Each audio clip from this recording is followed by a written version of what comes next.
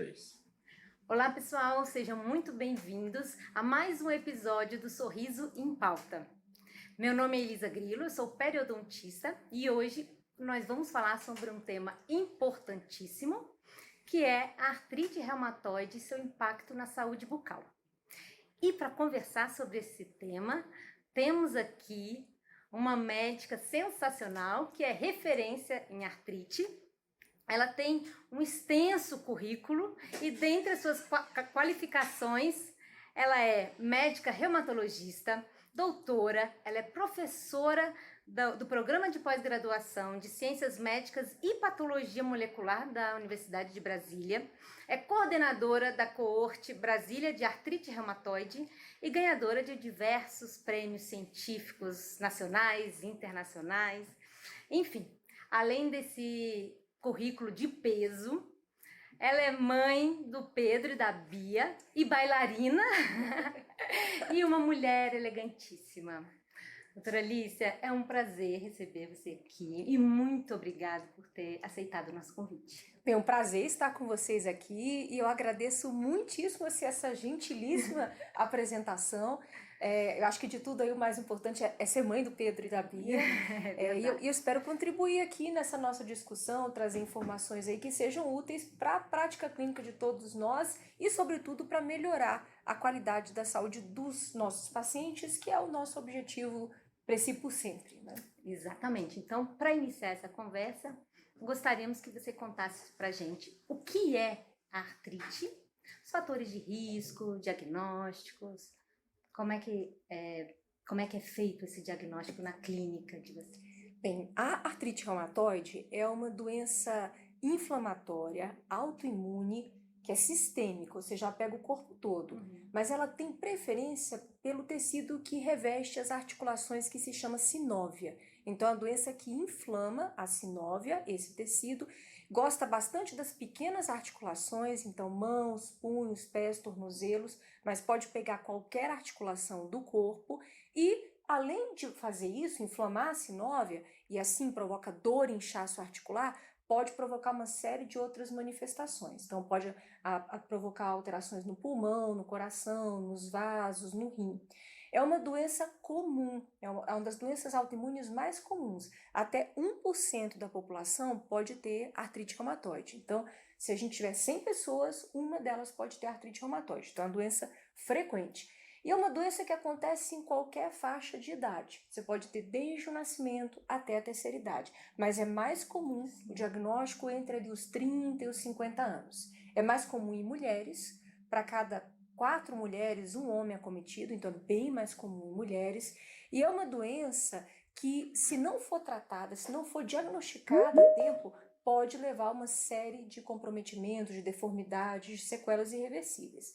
A gente não conhece completamente a causa da artrite reumatoide, mas nós consideramos uma doença multifatorial. Então, existe um fator genético, você já nasce marcado para ter a doença, existe uma agregação familiar, ou seja, é mais comum se há outras pessoas da família com essa doença, ou outras autoimunes. Existe um fator hormonal, por isso é mais frequente em mulheres. Existem fatores do ambiente, e aí eu destacaria o cigarro como um fator muito importante para o desencadeamento da doença, e infecções também são muito importantes. E aqui, muito importante, porque a infecção periodontal, a periodontite, especificamente a infecção por porfiromonas gingivales, é um dos gatilhos para o desenvolvimento de artrite reumatoide. Então isso é muito importante, e eu acho que é um dos fatores pelos quais a gente está aqui. Com certeza. E nessa sua resposta eu pude observar aí vários fatores de risco em comum com a periodontite. Então, ambas são doenças inflamatórias e que têm o componente, né, sistêmico, o cigarro, também fazendo parte aí das suas complicações. Possivelmente a gente tem, assim como em outras condições também, né, a gente tem fatores em comum entre as duas condições, né? O quanto uma é causa e outra é consequência, né? O quanto as duas se aliam aí para gerar o processo inflamatório, a gente não conhece completamente bem, mas o fato é que a periodontite é um dos gatilhos que pode levar ao desencadeamento de artrite reumatoide. Então, isso é super importante. Justamente. E os estudos mostram essa associação bidirecional. Sim. Então, os pacientes com artrite têm um risco maior de apresentar periodontite e o contrário também. Pacientes com periodontite têm um risco maior de desenvolverem artrite. Então, por isso que é extremamente necessário que nós, dentistas, estejamos conscientes de quais são as principais queixas desse paciente, porque o consultório odontológico, o consultório do dentista, é porta de entrada para tratamentos de diversas condições de saúde. Por quê? Porque pacientes com doenças crônicas, né, especialmente aquelas que não têm manifestações muito específicas, e se a queixa vem da face, então, geralmente é o dentista o primeiro profissional a ser procurado. Então, é importante que nós estejamos conscientes disso, para que na nossa prática clínica a gente possa desconfiar, né, ter um alerta de outros comprometimentos, outras doenças sistêmicas, e assim esse paciente ser encaminhado para o profissional, para o médico, para ter um diagnóstico precoce. Doutora Alicia, você acha que isso é uma realidade atual? Essa relação interprofissional, interdisciplinar? Os dentistas estão cientes dessa relação? Mas melhor, os médicos estão conscientes de que é necessário essa conversa com o dentista? Isso existe na prática? Essa conversa? Primeiro, dizer que isso é extremamente importante, né? Essa abordagem hoje multidisciplinar, interdisciplinar, ela tem sido cada vez mais buscada. Isso é extremamente importante, né? São atividades complementares.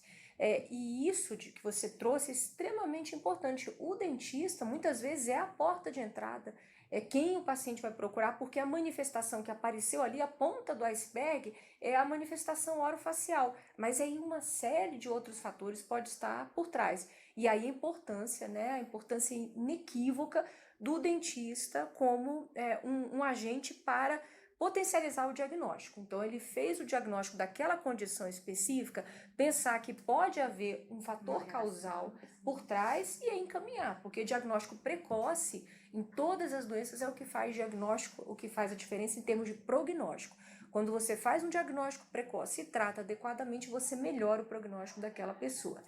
Eu diria que nem sempre, né, existe essa consciência dos dois lados, né? A gente tem procurado muito na Sociedade Brasileira de Reumatologia fazer essa integração.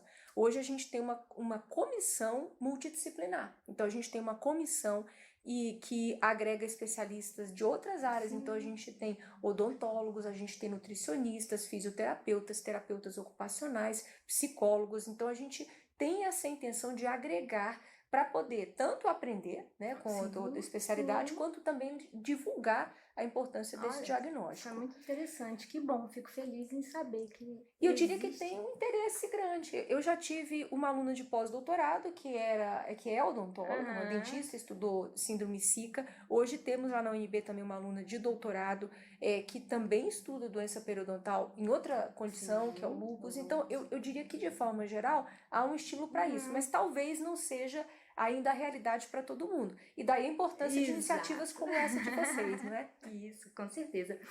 E doutora, quais as manifestações na cabeça, pescoço, que poderiam sugerir algum comprometimento, né, de doenças reumáticas? Bem, nós temos que lembrar que, assim, várias doenças reumáticas podem se manifestar com dores ou manifestações orofaciais. Lembrando que, por exemplo, a artrite reumatoide, ela gosta das articulações diartroideais, sinoviais, sobretudo pequenas articulações. Mas ela pode pegar qualquer outra articulação, inclusive a temporomandibular. Então, manifestações, artrite, né, inflamação na temporomandibular, nós sabemos que a disfunção temporomandibular é muito comum, muito frequente, há várias outras causas. Mas se há um processo inflamatório expressivo, uma sinovite, né? Se o colega ali vê que existe inflamação, que existe erosão ali, opa, será que a gente não tem uma doença sistêmica ocasionando isso, né? A mesma coisa, a gente tem às vezes reabsorção óssea ali, importante. O que está acontecendo aqui para levar a isso? Uma série de doenças inflamatórias e até osteometabólicas mesmo, Sim. não necessariamente inflamatórias. E a dor orofacial pode ser também manifestação de uma série de doenças. Existe uma vasculite que é diagnosticada em geral na terceira idade, chamada polimialgia, artrite de células gigantes, que se acompanha da polimialgia reumática, que tem como uma das manifestações a claudicação da mandíbula. Então o paciente começa a mastigar e aí ele tem uma fraqueza da mandíbula, uma dor da mandíbula, ele tem que descansar para voltar a mastigar. E quando que esse paciente vai imaginar que ele tem que ir a um reumatologista porque ele tem uma vasculite, uma inflamação da artéria temporal? Ele não vai imaginar isso. Ele vai ao dentista. Vai ao dentista e vai queixar que está com dor, ao mastigar. Então há uma série de manifestações que o dentista precisa estar atento para um possível encaminhamento precoce. Doutora Alice, qual é o tratamento da artrite? Como é feito esse tratamento? O tratamento da artrite reumatoide ele é multidisciplinar. Então nós temos tanto o uso de medicamentos quanto também outras abordagens. Então atividade física, uma dieta equilibrada, uma série de outras abordagens. Em termos de medicamentos, nós temos medicações para controle da dor e da inflamação, então analgésicos, anti-inflamatórios, corticoides, mas o que é realmente muito importante são os medicamentos que modificam o curso da doença. Então a gente tem uma série de medicamentos chamados medicamentos modificadores do curso da doença. Esses medicamentos, eles tratam a doença, impedindo que a doença progrida para o que ela vai fazer se não for tratada, que é a destruição articular. Então, esses medicamentos, que incluem medicamentos que a gente chama de sintéticos convencionais, que são medicações que estão há mais tempo no mercado, metotrexato, sulfasalazina, leflunomida, hidroxicloroquina. Nós temos medicamentos mais recentes, que são os biológicos, que são produzidos por engenharia biológica, e temos medicamentos que são sintéticos alvo específicos. Todos esses medicamentos estão disponíveis tanto no sistema público quanto privado para todos os pacientes com artrite reumatoide. Isso é muito importante. É o único país do mundo em que hoje nós temos uma cobertura integral de tratamento, e aqui nós incluímos medicações de alto custo, né, de R$10 mil por mês, por exemplo, e são completamente cobertas pelo Sistema Único de Saúde. Qualquer brasileiro com diagnóstico de artrite reumatoide vai ter acesso ao tratamento de ponta, ao último tratamento que foi liberado no mundo. Então isso é uma conquista grande e é uma vantagem muito grande para os nossos pacientes. E essas últimas medicações que você citou, a gente poderia dizer que são medicações moduladoras de inflamação? Sim, elas são modificadoras do curso da doença. Elas são algumas vezes imunomoduladoras ou imunossupressoras. Então essas medicações, elas modulam substâncias que causam inflamação. Então no caso da artrite e também de outras doenças, nós temos uma série de substâncias, de moléculas que são inflamatórias. Entre elas, por exemplo, as citocinas. Então essas medicações bloqueiam algumas citocinas, como o fator de necrose tumoral, a interleucina 6, que são pró-inflamatórias. Então, são medicações que modulam o sistema imune de uma forma mais geral, modulam o sistema imune para que o sistema imune não ataque ele mesmo. Porque no final, doença autoimune é isso, é o sistema imune atacando o próprio organismo, né? Então, as medicações fazem com que o seu sistema imune pare de agredir você mesmo, ou pelo menos reduza essa agressão. Sim, essa minha pergunta é porque alguns estudos mostram que essas medicações moduladoras da inflamação, essas medicações para artrite, em pacientes que têm artrite e periodontite, esses pacientes tiveram uma melhora nos parâmetros clínicos periodontais. Sim. Então, se sugere que essas medicações também podem ter um efeito modulador da inflamação periodontal também. Com certeza, sim. Em sendo um processo inflamatório que pode ter uma etiopatogênese comum, o tratamento de um pode interferir no tratamento do outro.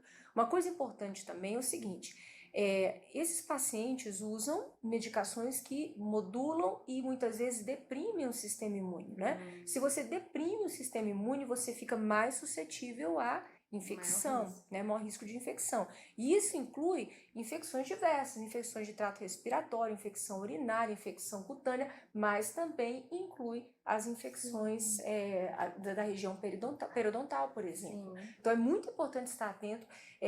Sobretudo o paciente do sistema público, a gente se preocupa muito, muito, muito por causa das condições de higiene bucal e da possibilidade de acontecerem processos infecciosos que podem se agravar e gerar realmente uma infecção sistêmica, um quadro mais grave. Sim. Né?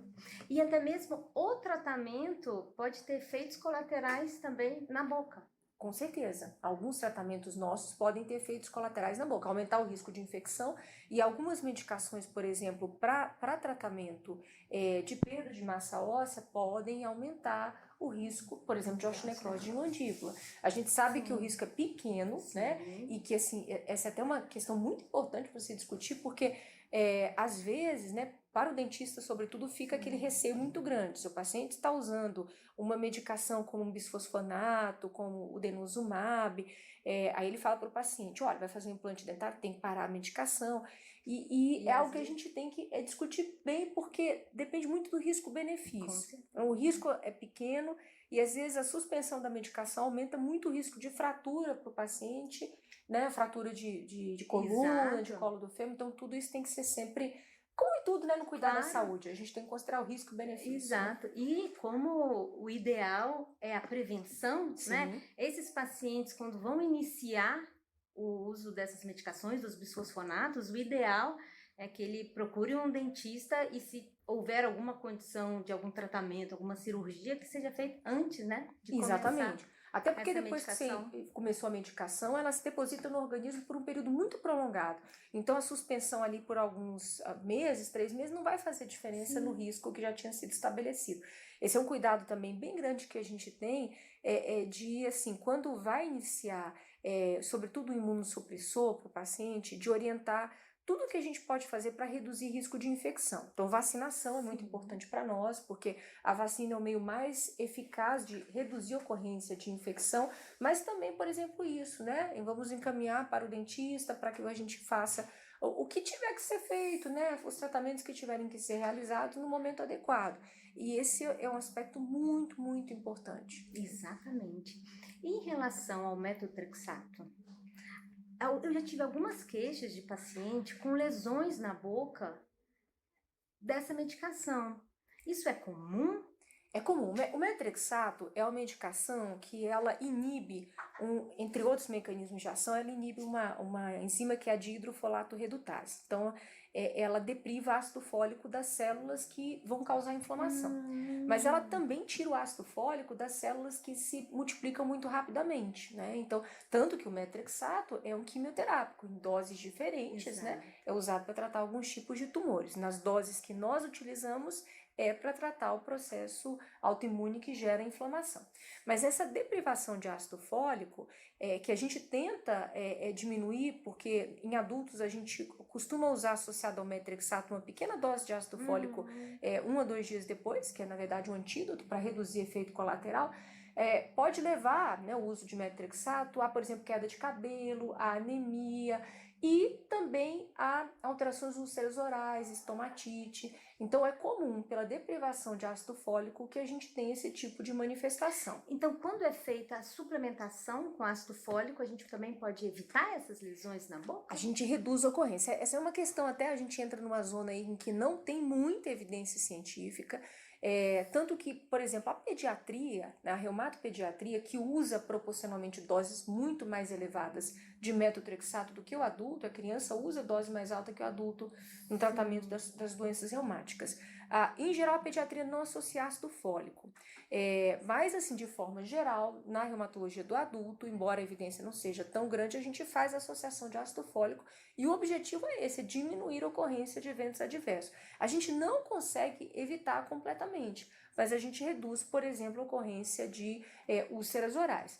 Agora, É importante dizer que hoje nós temos tantas opções de tratamento disponíveis que não há por que a gente insistir com a medicação se o paciente tem um efeito colateral que está afetando o tratamento, né? Então, alguns anos atrás, até 20, 30 anos atrás, a gente tinha poucas opções para o tratamento de artrite reumatoide, mas foi uma das doenças em que o tratamento na medicina mais evoluiu. Então, hoje a gente tem uma quantidade muito grande de opções terapêuticas. Então, embora o methotrexato continue sendo a primeira linha de tratamento da artrite reumatoide, porque ele é bom e barato, funciona em 40 a 50% dos pacientes e é uma droga de baixo custo. Então, em termos de sistema de saúde, a gente tem que pensar em eficácia, segurança e custo, né? Porque o sistema tem que se sustentar. Ele é uma medicação que não vai servir ali para 50 a 60% dos pacientes. E aí, o que a gente vai fazer? Troca para outras opções. Então, em havendo efeitos colaterais, não há necessidade da gente insistir com aquele medicamento, tá? Excelente. Muito bom. Olha só, a gente já tem várias relações. A gente tem a importância do dentista no diagnóstico, né? Porque essa queixa pode chegar no consultório odontológico. A gente já teve aí o conhecimento de algumas efeitos colaterais das drogas, né? E a necessidade de intervenção antes do paciente iniciar uma medicação que altera o metabolismo ósseo, como o bisfosfonato. Então, a gente prova aí que é importantíssimo esse conhecimento para o dentista, né? E no diagnóstico precoce, na detecção de efeitos colaterais de medicação. Então, essa conversa é mais do que necessária e eu espero que aconteça muitas outras vezes, né? Foi um prazer enorme te receber aqui. Realmente, essas informações valiosíssimas na nossa prática clínica, né? No nosso dia a dia clínico. E se vocês tiverem alguma dúvida, por favor, mande aí nos comentários e que a gente vai depois encaminhar para a doutora Alicia. E eu fico à disposição. Eu agradeço muitíssimo, né, o convite. Acho que a gente, assim, um tema bem amplo que também a gente não chegou a abordar, mas é uma área de intersecção importante, é a boca seca, né? A xerostomia é uma coisa muito importante que várias doenças reumáticas cursam com xerostomia e, mais uma vez, a porta de entrada é o dentista. Então, o paciente vai ao dentista dizendo que está sem saliva, está com a boca seca, e aí nós temos várias doenças que causam isso, incluindo doenças infecciosas e doenças reumáticas. Exato. Né? E a odontologia já conta aí com uma série de intervenções para o controle da boca seca, da hipossalivação, e que isso é qualidade de vida, né? Exatamente. Isso melhora muito a qualidade de vida do paciente. Eu queria ressaltar isso porque, assim, nós temos alguns medicamentos para tratamento da doença que causa a xerostomia, temos algumas medicações para tentar aumentar a produção de saliva, mas aí a parceria do dentista, que tem muitas ferramentas para auxiliar o paciente, é essencial. Então, é outra área. Assim, é uma área de intersecção imensa, né, que a gente tem, mas é outra área também que eu acho que é importantíssimo a gente divulgar. Isso. E eu fico à disposição. Então, dúvidas e comentários ali, fico à disposição ali para Obrigada por lembrar aí da hipossalivação, que já ia passar essa importante relação aí. A gente já ia deixar passar batido, mas que bom que você lembrou. E então, gente, olha, vamos aí as dúvidas, a gente vai encaminhar para a doutora Alice. E mais uma vez, muitíssimo obrigada pela sua valiosa contribuição. Eu que agradeço o convite. E fico à disposição aí de todos. O CRO agradece imensamente. Até logo, pessoal. Tchau.